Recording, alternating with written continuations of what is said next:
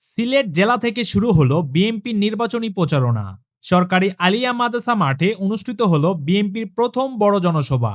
এই জনসভা থেকেই তারেক রহমান স্পষ্ট বার্তা দিলেন, দিল্লি নয়, পিন্ডি নয়, সবার আগে বাংলাদেশ। চলুন এই ভিডিওতে আরও জানিয়ে দেই তিনি আরও কি বক্তব্য দিয়েছেন। পুরো বিস্তারিত তথ্য জানতে ভিডিওটি সম্পূর্ণ দেখতে থাকুন। আর হ্যাঁ, আপনি যদি আমাদের ফ্রিডম অফ ভয়েস ইউটিউব চ্যানেলে নতুন হয়ে থাকেন তাহলে অবশ্যই আমাদের চ্যানেলটি সাবস্ক্রাইব করে রাখবেন। 22শে জানুয়ারি বৃহস্পতিবার দুপুরে জনসভায় বক্তব্য রাখতে গিয়ে বিএনপি চেয়ারম্যান তারেক রহমান বলেন, বাংলাদেশের রাজনীতির ক্ষমতার একমাত্র উৎস হল দেশের জনগণ। তিনি বলেন, দেশের মানুষকে স্বাবলম্বী করাই বিএনপির রাজনীতির মূল লক্ষ্য। তারেক রহমান আরও বলেন, 15 থেকে 16 বছর ধরে দেশে একের পর এক প্রশ্নবিদ্ধ নির্বাচন হয়েছে। ব্যালট ছিনতাই, নিশিরাতে ভোট আর ডামি নির্বাচনের মাধ্যমে মানুষের ভোটাধিকার কেড়ে নেওয়া হয়েছে। জনসভায় ধর্মীয় অনুভূতির প্রসঙ্গ তুলে ধরে তিনি বলেন, এই পৃথিবী, কাবা শরীফ, বেহেশত সবকিছুর মালিক একমাত্র আল্লাহ।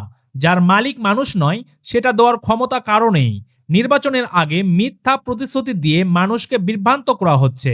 এই ব্যাপারে সবাইকে সতর্ক থাকার আহ্বান জানান তিনি। তিনি আরও বলেন, উন্নয়নের নামে গত বছরগুলোতে দেশের সম্পদ লুটপাট করে বিদেশে পাচার করা হয়েছে। এখন সময় এসেছে মানুষের অধিকার প্রতিষ্ঠা করার।